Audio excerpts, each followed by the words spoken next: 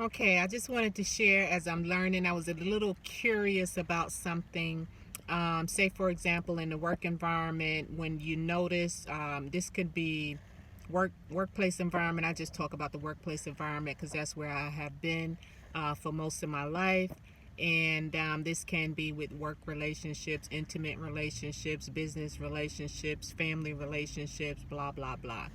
So it's like when people are changing and you watch them change for the better. And then those around you, like, they're changing. They're so much better now. And so I'm like, yeah, I agree. And I say the same thing. Yes, they're changing, but um, I know there's a thing called don't let your guard down. It's not saying to hold grudges. I'm talking about those that have had troubled behaviors in the past.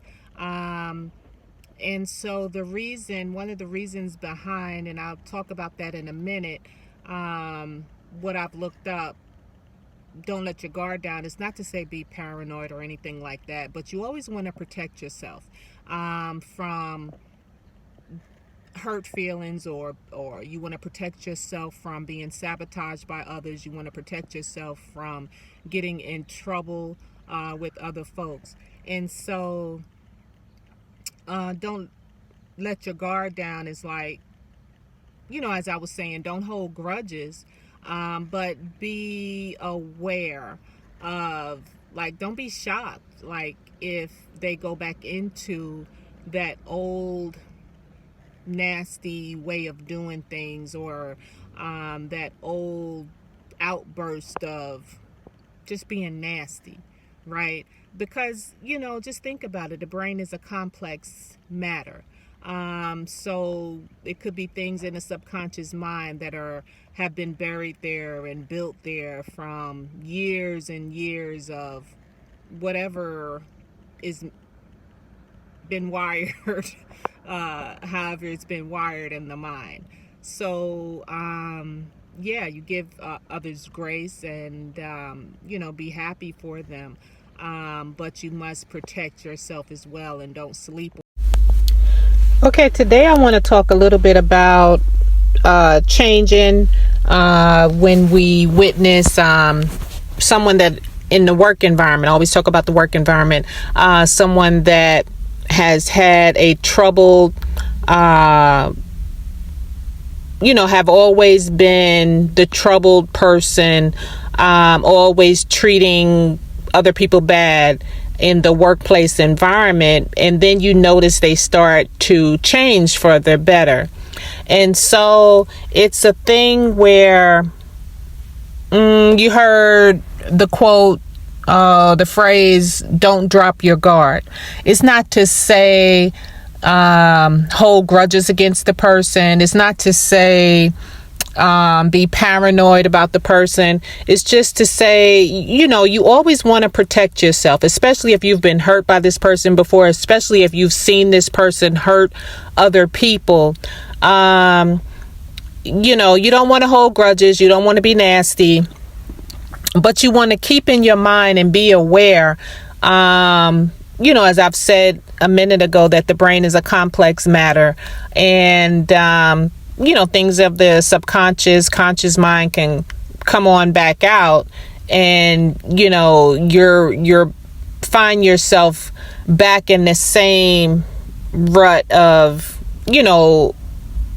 becoming like a setback, like, oh boy, we're going down this road again. You know what I'm saying? It's not that they're doing it on purpose per se, or yes or no, but you just want to be aware of it so that you're not blindsided by it. And so I typed in something because I was curious about this topic, and I said, what does it mean when they say don't drop your guard when you see someone is changing for the better in the workplace environment?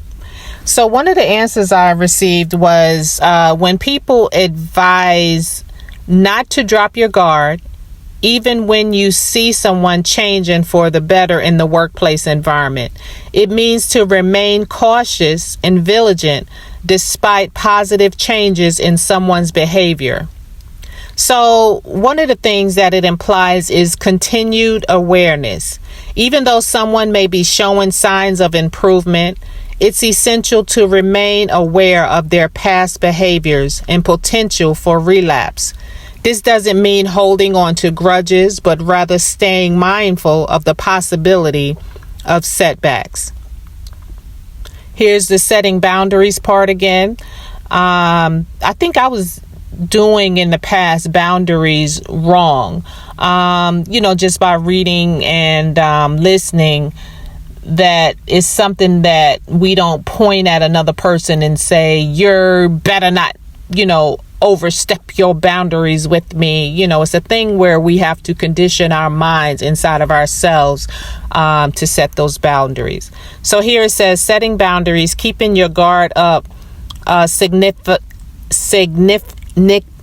signifies maintaining boundaries to protect yourself from potential harm.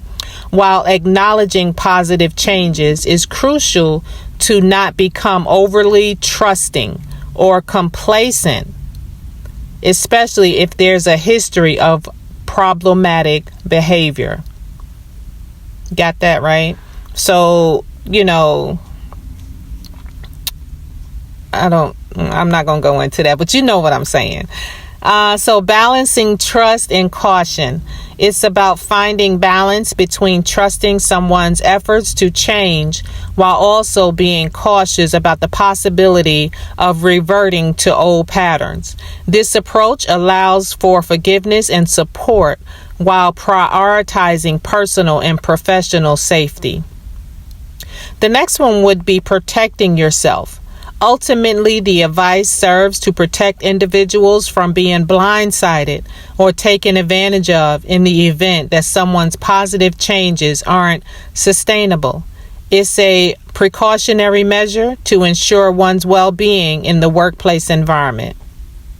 So it says, quote unquote, not dropping your guard means maintaining a healthy level of awareness and boundaries, even when someone appears to be improving, to safeguard against potential risk of setbacks. And let's see, there's something else here. It's called, they talk about workplace dynamics and changing behaviors. So in the evolving landscape of the workplace environment, it is not uncommon to witness changes in coworkers' behaviors as they navigate, and it's a good thing because that they're wanting to change. For them, that's totally awesome. I feel good about that. I'm so happy for them, but I'm not going to let my guard down regardless of what somebody say. I'm not going to treat them bad. I'm not going to treat them nasty. But and I'm not going to be paranoid, but I know reality, and I will, not be lackadaisy and not be surprised when they come out and, do something that they have done in the past. Those type of things where you get written up for, or those type of things that is harmful to other people. I won't be surprised, and it won't catch me off guard. So it says here, it is not uncommon to witness changes if coworkers behaviors as they navigate through their own healing or awareness stages.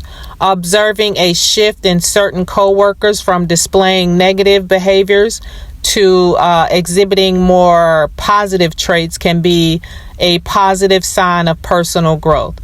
And so, their personal growth and development, that's cool. However, it is essential to maintain a level of caution and not let your guard down completely around them, even if their behavior appears to have improved. I mean, a sadistic person, a severely mental ill person in the work environment, we all have histories of childhood, whether they're good, they're bad, they're ugly, histories of intimate relationships, whether they're, or family relationships, whether they're good, they're bad, they're ugly.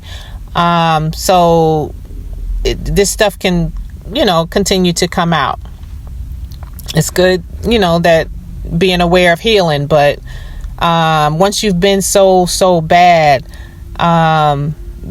you have to get like some real good trauma therapy counseling, and even then it's hard. It's going to be hard, because when you're the type of person that you are, always angry, always looking at revenge, when you don't get your way and stuff like that, and finding ways to hurt people because of that feeling of revenge.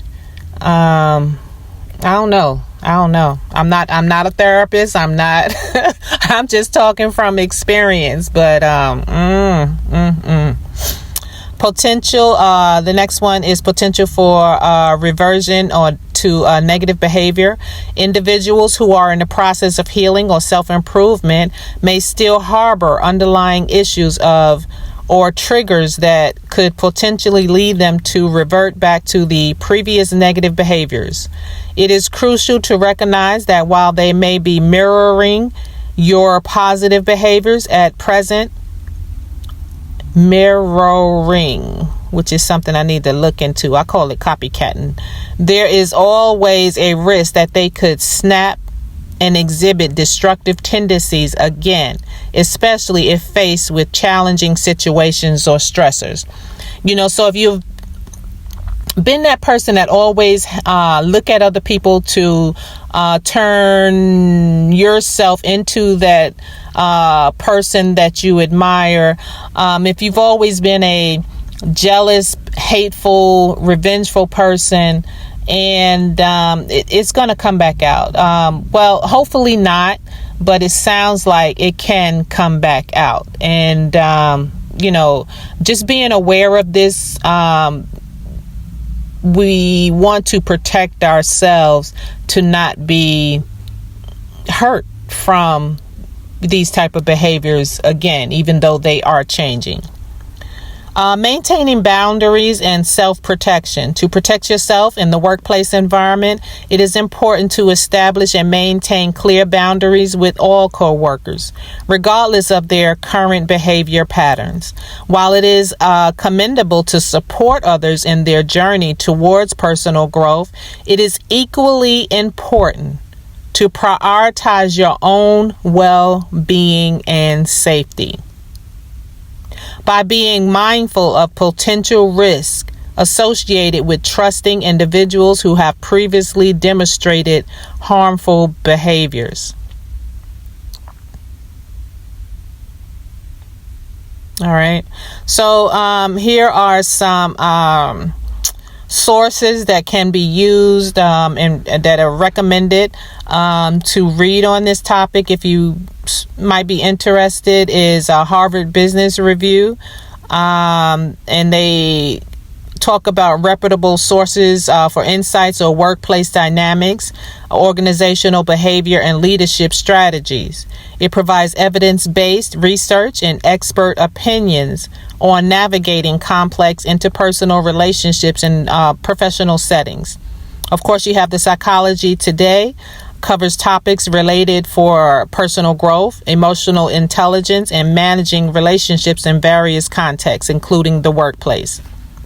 Here you have Forbes also, is a trusted source for business news and insights on leadership, management practices, and workplace trends. It provides expert advice on navigating professional challenges, fostering positive work environments, and leading with interpersonal conflicts and, leading with personal conflicts effectively. So the thing is becoming aware and not being blindsided. That's the main thing. All right. Peace.